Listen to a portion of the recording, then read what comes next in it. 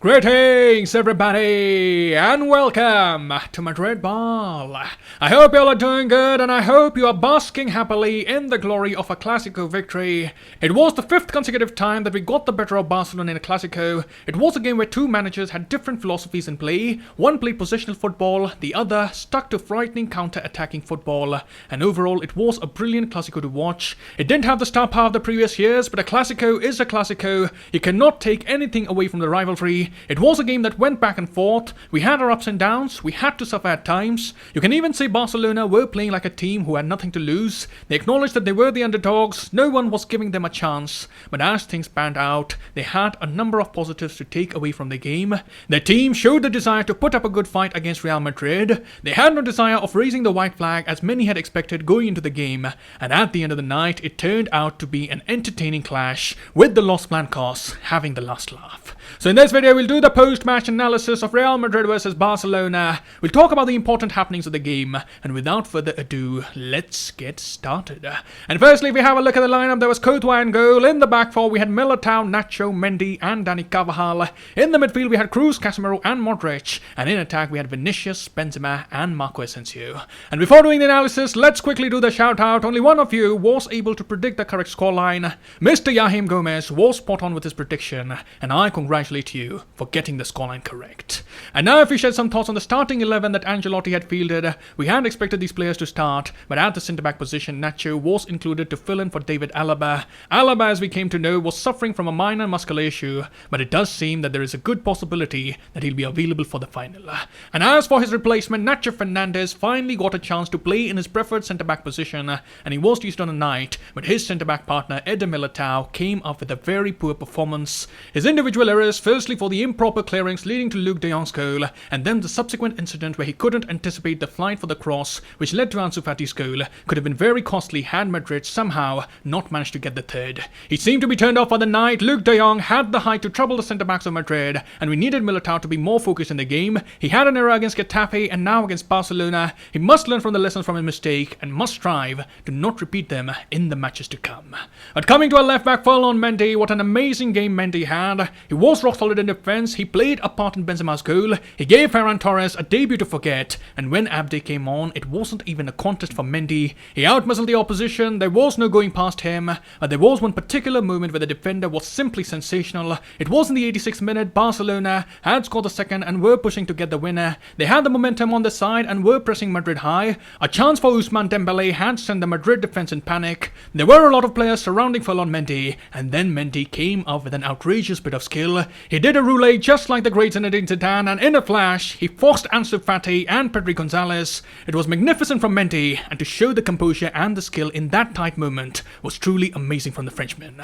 And talking about the first half in general, from the first minute, it was quite evident what game plan both the teams were trying to implement. Both had made a positive start in the game. Madrid allowed Barcelona to have much of the ball, and Madrid had a sitting back policy. They were not interested in pushing Barca high. Ancelotti explained in the post-match press conference that he just doesn't have the players to play a high-pressing game.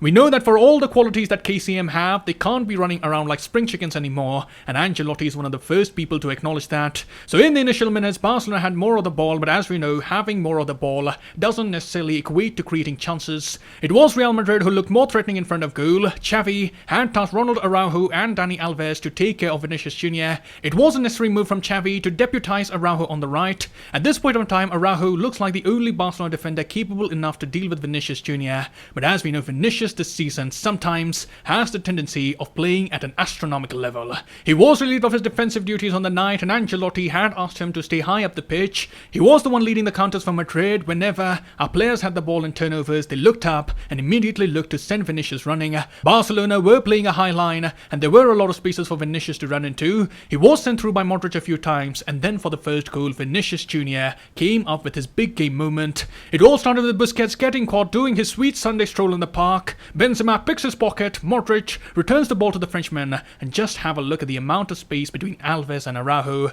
Vinicius had all the space ahead of him. Benzema sends him through, and Araujo was only catching Vinicius in his dreams. The dynamic run and the pace was too hot to handle, and again the Brazilian came up with a marvelous finish. It was a devastating counter-attack, and Ancelotti's game plan was working to perfection.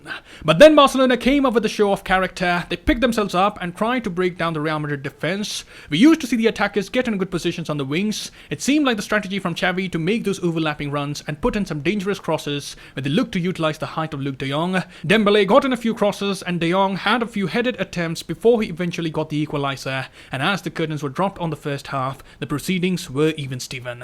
Barcelona carried the momentum into half-time, and when football resumed in the second half, it was Barcelona who had a spring in the steps. They had made a very positive start. The substitutions of Xavi looked to be working very well, but after Real Madrid had weathered the initial storm, Benzema started to again show his big game mentality. He began to get involved much more. He hit the post, showing some excellent centre-forward play, and eventually he would get his goal as well. It was down to his razor-sharp reflexes and his positioning, and I had honestly thought that that was going to be the final nail in the coffin.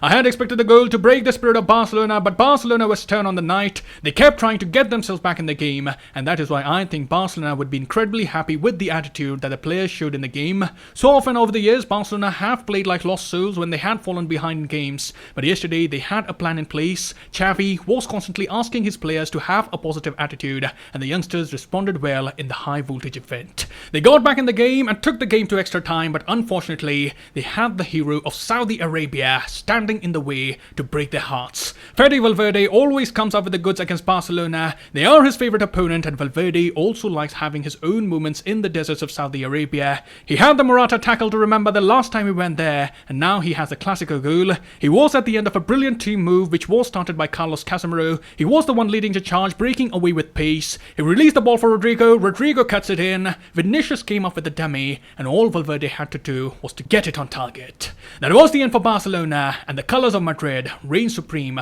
once again in the much anticipated clash.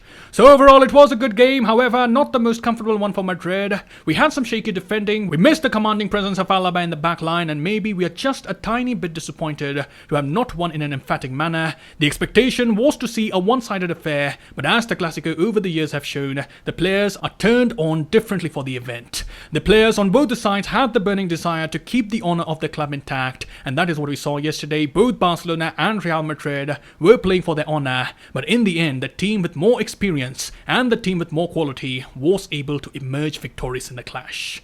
So those were my thoughts from the game, and let's conclude this video by hearing the thoughts of Carlo Ancelotti. The coach assessed the performance of his team as he said, "We were aware that it was going to be a very close encounter, and it turned out that way. We played well, particularly in the first half. In the second half, we played very well on the counter-attacks, and in the end, tiredness kicked in. It was an entertaining match, and I think we put on a good show and gave a good account for Spanish football." Then Ancelotti was questioned on the thoughts of Xavi Hernandez. Apparently, the Barcelona boss had said that his team was superior in the game, and Ancelotti denied the claims of Xavi. He said, "I don't agree, it was a balanced game. They had possession of the ball, but we conceded the first goal due to lack of luck. We didn't dominate, and they didn't dominate us either. We fell back to look for the counter-attacks, and 3 goals were spectacular." Then Ancelotti had some words of praise for the performance of Luka Modric, and had some words on what Valverde brings to the table. The Croatian is still showing his admirable skills even at this age, and the coach said, "He's got tremendous quality, and it's very difficult to put him under pressure, yet it was Valverde who scored the goal that took us to the final. We have to evaluate things now. When Modric doesn't play, we lose possession, but when Valverde plays for us, we gain verticality and attacking ability." So that concludes the post-match analysis of Real Madrid versus Barcelona. We now look to go all the way and return to Spain with another trophy in hand, but we'll have to wait for the final match, which will be taking place this Sunday. For the time being, do let me know what were your thoughts on the performance of Madrid. What were the things that you noticed in the Clasico? Write in the comments below. I'll see you soon. Till then, take care. Glory to Madrid. And as always, a la Madrid.